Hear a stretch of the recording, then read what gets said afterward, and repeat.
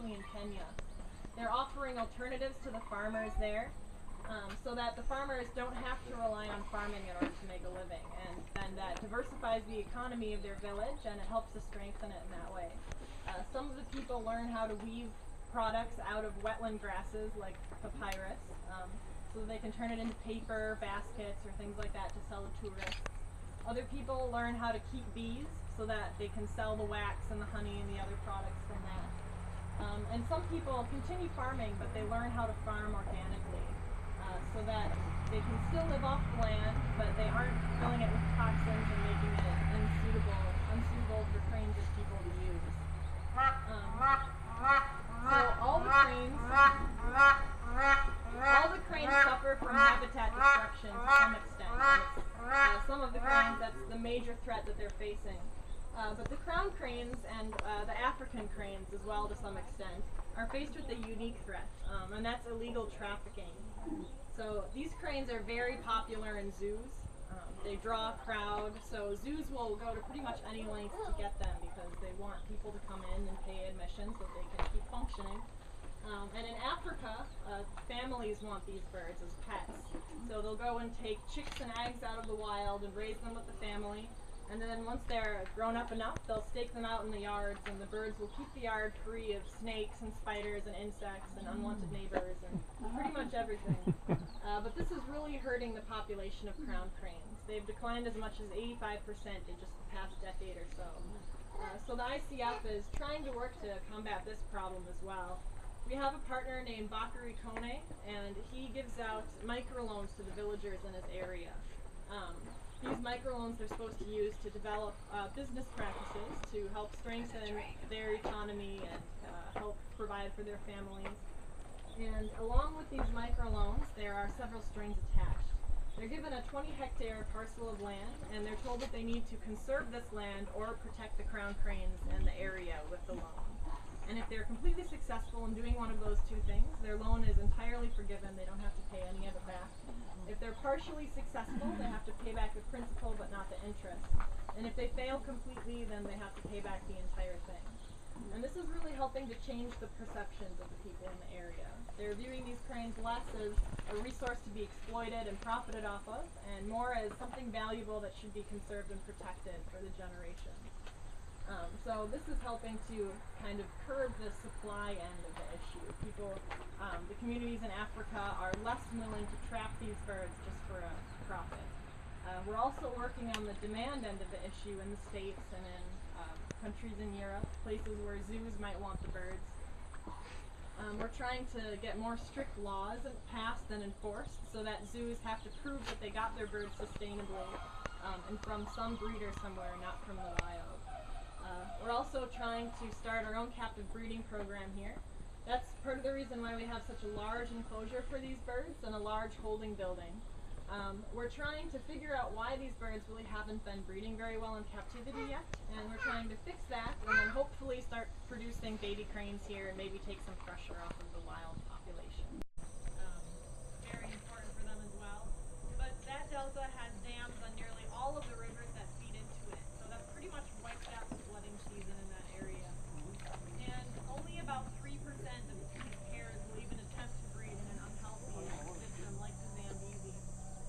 You can imagine that there isn't the water to protect the nest from fires or predators, and they don't have the new shoots to feed their chicks when they hatch. So that 3% that's trying to raise their chicks won't be as successful as they would have been otherwise.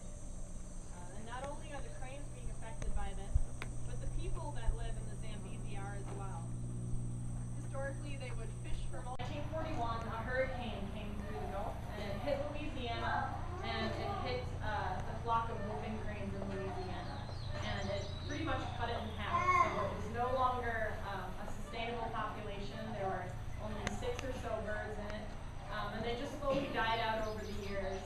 So it wasn't self-sustaining, and it was pretty much wiped out. So the last flock left was the migratory flock. It had about 15 individuals in it, and it migrated between Texas and Canada. So the flock, and to create a flock in captivity just as a backup. So they decided to do that, and they knew because of an aspect of crane reproduction that they could take eggs out of the wild and they productivity of the flock. They wouldn't diminish the number of chicks that would live that year. Cranes will typically lay. There often isn't enough food for both chicks, so only the stronger one will survive. And sometimes a predator will come along and take one of the chicks.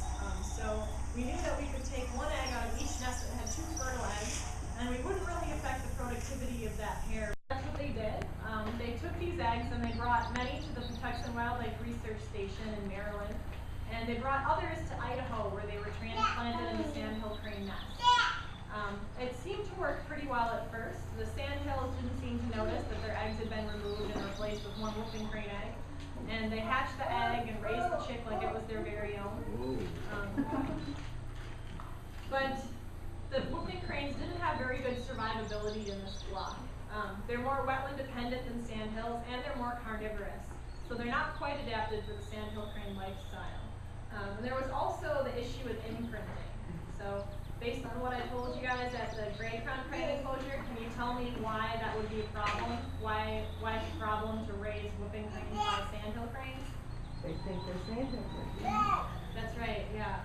When they grew up, they thought they were sandhills, so they had no interest in other whooping cranes in the group. They only wanted to pair up with and mate with the sandhill cranes. But the sandhills had been raised by sandhills, so they knew that they were sandhills, and they didn't want anything to do with the whooping cranes. So that program didn't produce any baby whooping cranes, and I think it produced one whooping sandhill hybrid. So it was abandoned because it wasn't very successful, and they just focused on the captive breeding program. It's much more than the 550 whoopers. We believe they're the most endangered because the whoopers are increasing. Their population is growing. People really care about them. There are reintroduction efforts going on. Their habitats are conserved and being expanded, and there really isn't hunting going on. It's against the law, and the law is pretty strictly enforced, and it's taboo in our culture. You can't go around bragging that you shot a whooping crane. People would get upset.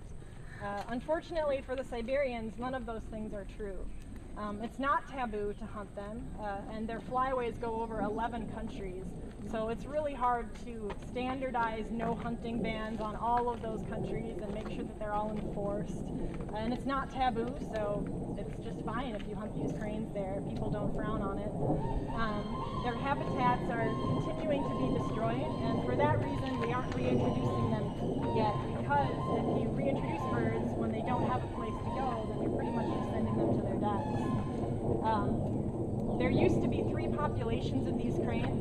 There was a central population that spent its winters in India, and it was last seen in 2002, so we think that one is extinct. The westernmost population spent its winters in Iran. It's down to about 20 birds, so it's nearly extinct. So 98% of these birds in the wild are all in one wintering grounds in the Yangtze River Delta of China. But a few years ago, the Three Gorges Dam went in upstream of this delta, and it pretty much wiped out those wintering grounds.